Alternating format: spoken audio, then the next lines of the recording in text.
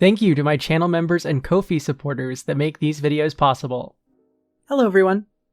To continue my theme of love-hate videos about Commander, it's about time I covered a topic that is very important to me: the competitive viability of Commander as a format and why it should matter to you. That's right, even to you. A lot of players have deck building anxiety, or get really tilted by Commander games, or otherwise generally feel disappointed when their pet deck goes on an unexpected losing streak. To these people I say, Commander is a bad format. There's a lot that makes it really inconsistent, and it's not worth stressing over because it's not a problem that can be fixed. I'm not saying this to try and negate your emotions. How you feel is valid, but you should try to understand that the root cause of these feelings isn't evil CEDH players, power creep, or poor play. It's with the format of Commander itself and how it does everything in its power to increase variance. Before getting into everything that makes EDH a poor medium for competitive play, let me say two things. First, it takes an incredible amount of skill to play well in Commander, and in some areas it can be more difficult than other formats. Winning the game is an entirely random chance. And second, CEDH isn't a wrong way to play Magic, and this video isn't claiming anything like that. CEDH players get a lot of abuse already for no real reason, so as long as you're not trying to mislead people about what power level you're at, you're good. See my previous video if you want more about pregame discussion and aligning your goals with the table, because now it's time to actually talk about all the jankiness of Commander. The best place to start with deconstructing all these flaws is by first dissecting all the issues with multiplayer Magic in general. In any format where you have more than one opponent, Magic starts to get really weird because it isn't designed with that in mind. In 1v1 Magic, you can send your whole board at your opponent to kill them when the time is right. This is encouraged because you win. In Commander, this situation becomes way more complex, because now you can get punished by your two other opponents who can swing at you while you're open. Now, this isn't necessarily a design flaw, it's just skill testing in a different way. But where it becomes a bit more nebulous is when you try to swing lethal at an opponent after deciding the crackback isn't enough to stop you. What's the etiquette with them blocking what they can? Here I see arguments for both ways. One being, they're dead no matter how they block, so they shouldn't do so. It's a spite play. And the other being, it's a rattlesnake play. If they don't block here, it sets a precedent. One fact can be agreed upon here though. The game is coming down to a vibe, and that isn't very tactical, and there's no rule that can elegantly fix this situation. Another thing about multiplayer Magic is that you're sometimes at the whim of other players at the table. Let me give an example of what I mean by mentioning my least favorite card of all time, Expropriate. This isn't a good card, but oh my, is it frustrating. There are very, very narrow circumstances where naming time is better than naming money. That doesn't stop people from doing so, however. I don't want to lose my Commander, they cry, as they hand over the win to the player who cast Expropriate by voting wrong.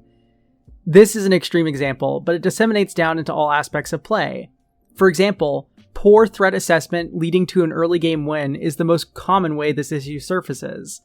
In 1v1 Magic, you lose if it either comes down to variance or because you misplayed.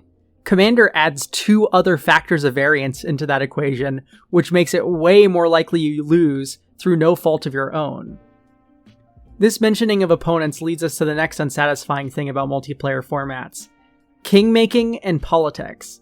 Now, to some extent, politicking is a skill set of its own, but when the skill of a game starts to leave the realm of mechanics and becomes an exercise in the formation of logical, persuasive arguments, you've sort of lost the plot, in my opinion. Even if politics is more your bread and butter, we can hopefully agree that king-making is not in the running for cool aspects about Commander. You could argue that a player in a king-making situation should not act and let the game run its course, but you can't make a rule about that. Who gets to decide if someone's in a king-making position? Does a judge look at their hidden information and decide from there? This is not talking about the tactics of king-making either.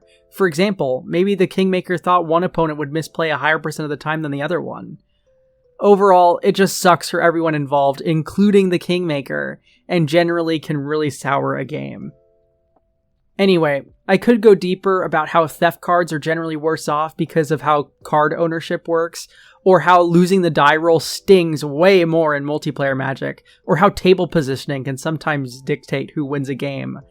But it's time I talk a little bit more about Commander specifically. Firstly, Commander is a singleton format. This is by design, and it is meant to increase variance game to game.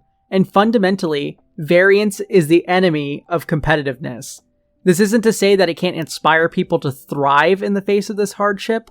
In fact, the singleton nature of the format is probably what draws a lot of spikes in to try and break it.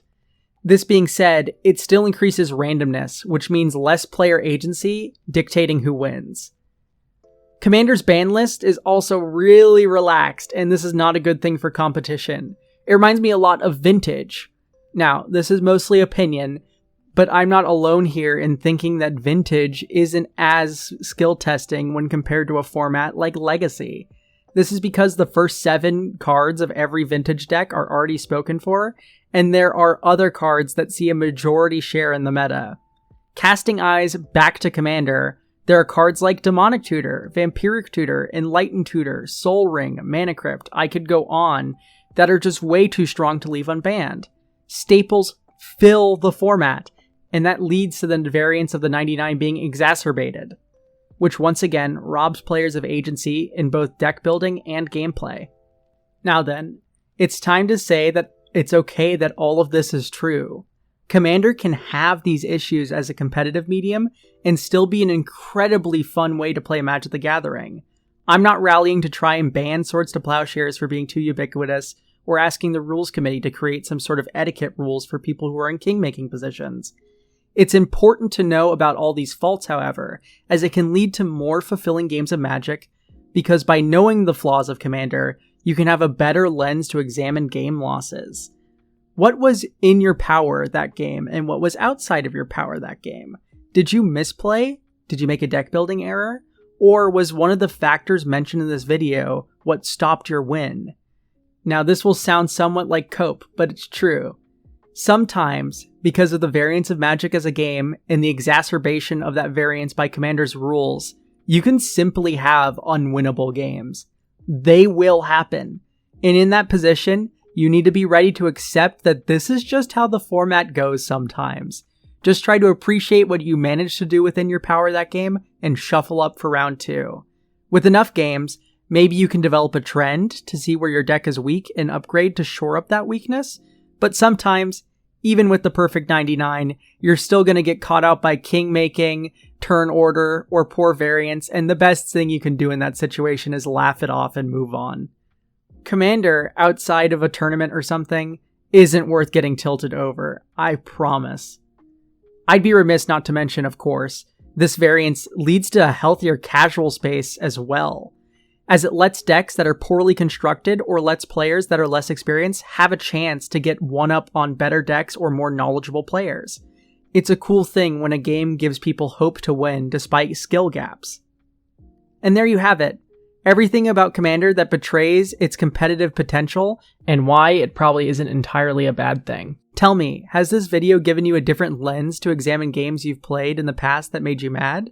Is there any shortcoming about Commander that I missed in this video? Let me know down in the comments below, and until next time, bye!